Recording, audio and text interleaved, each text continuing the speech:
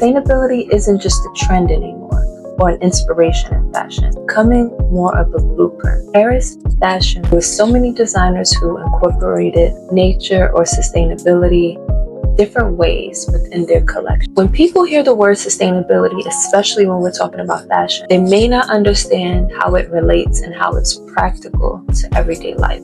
So let's break it down in 3 categories.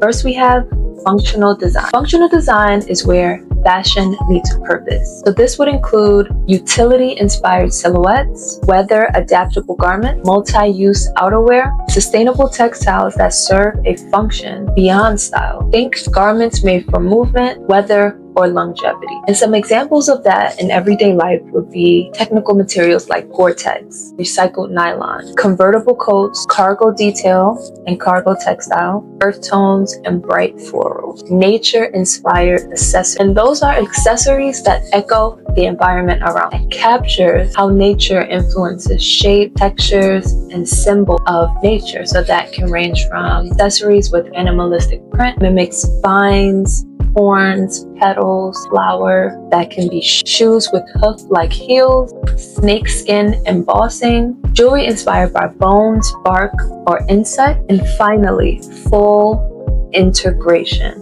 And this happens when nature isn't just the detail, it's the story of the entire collection. And that can range from something as tiny as the set design, to the color palette, the materials used for the set design, or the overall narrative of what the collection represents. Put each designer into one of those 3 categories. So for functional design, we have Yohei Yamamoto. Incorporated a lot of pieces within his collection that had a message of social consciousness. His clothing was adorned by different texts, one of the texts being "No More Wars." So he blended activism into everyday wear. He had a lot of garments that were cool, breathable, flowy, airy, yet retained its durability and structure. Craig Green, with a collection that was a psychedelic tribute to the Beatles. The collection featured asymmetrical parkers, toggles, grommets, hanging draw cords, crossover straps. Most of the pieces had an adaptable feel.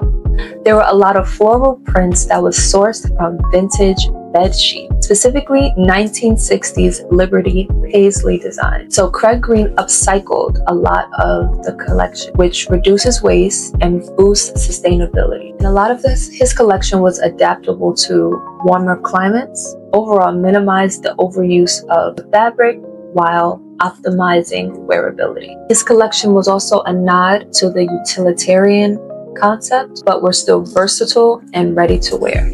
White Mountaineering's collection was very intriguing and explored evolution theory throughout the collection. There were lots of Gore-Tex material being used throughout the collection. There were a lot of camp-like accessories with the backpacks, with use of draw cords. There were a lot of plaid fabric, fleece, nylon materials used. And this collection overall showed that fashion can be used to withstand intense climates or more, rough environments while providing durability, sturdiness, and bright color concepts. Hermes also focused on the light, breathability aspect of clothing, the airiness, focusing on people who live in warmer climates. And the focus was heat responsiveness versus wearability, which they certainly achieved. There were a lot of lightweight layering, perforated knits, and open weave jacket that allows airflow and is designed with a warmer climate in mind. For sustainability, Hermes emphasized durability, breathability, and timeless tailoring. Another brand that was showcased was Bowels by Yuki Yagi with the collection title What a Day. And this collection was more of the utility-inspired silhouettes with a minimalistic approach. Think functional pockets, durable denim, oversized shirting, and silhouettes that transcend trend. MSA, aka Makers of Sustainable Aesthetic, with the collection titled Rooted in Commitment. This was a great collection. And the collection's motto is, upcycling becomes a desirable choice never a constraint. And the focus was upcycled workwear with reimagined purpose. Another collection with a lot of utilitarian design. There were garments made from dormant dead stock, tool loops, oversized pockets, and sturdy finishes. And of course, lots of vibrant color. Nature-inspired accessories or adornment. We have Marine Serre, whose collection title was The Source. I love that. And she implemented a lot of crescent moon references with natural cycles and cosmic imagery. And there were a lot of prominent nature archetypes like cowboys and scouts, Boy Scouts, Girl Scouts. In the collection, she used a lot of faux leather, natural hues with accessories that evoke texture and tactile form, using all organic textures and faux leather, and also blending python skin pattern, blending the natural with the graphic prints. E. Andrade's collection name was The Tree Is Your Spine. Very cheeky. This collection explored regeneration and futurism, and a lot of the garments evoked tree-like silhouettes, root-inspired layers, and accessories like one of the models was actually carrying a gold tree branch, which was so cool. The collection focused on botanical charged adornments, translating tree structures into wearable statements. An honorable mention for nature-inspired accessories was Jacquemus, with certain chic touches of vegetable-adorned handbags. And then we're moving into full concept integration, full sustainable concept integration. Issey Miyake's I'm Men, or dancing texture, was extraordinary in branding and weaving sustainability into the entire collection that were rooted in nature. The colors were very strong points of nature throughout the collection, with mustard yellows, greens, forest greens, or this metallic sheen throughout, known as ginto in Japanese culture, as well as kayu, with patterns that are derived from plant ashes glazes. These patterns and textures mimicked natural materials and blended plant-derived processes with textile innovation. Upcycle fishing net textiles used vibrant neon green pieces. And this was brilliant because this directly tackled ocean plastic pollution by giving the discarded material a new upscale life. The garments were engineered to mimic movement and light, creating dynamic visual effects as it walked down the runway. There were a lot of plant-based nylon linings, combining functionality with eco-friendly material. And Issey also went for the multi-use wearability or adaptable wearability. Dublé stunned me, and I think the whole sustainable community. He used a lot of waste upcycle natural materials such as fish leather, repurposed fishing nets that were transformed into cable knit sweaters, very impressive, eggshell membrane textiles, and banana fiber garments. Soil dyed tailoring with a very playful food mimicking aesthetic. The show asks critical questions like, what is nature? And what makes a good material?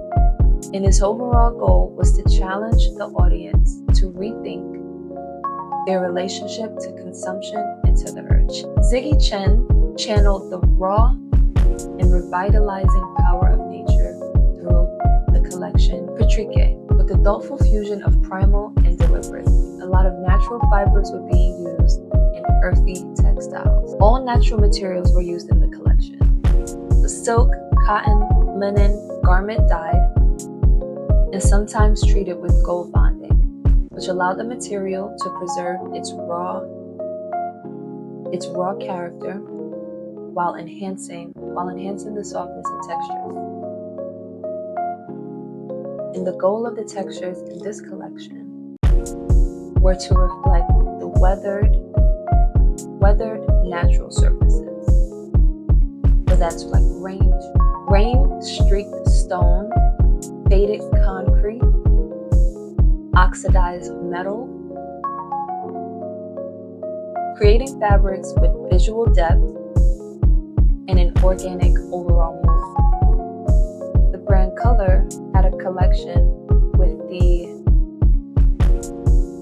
feelings of the hours and the waves blending into one.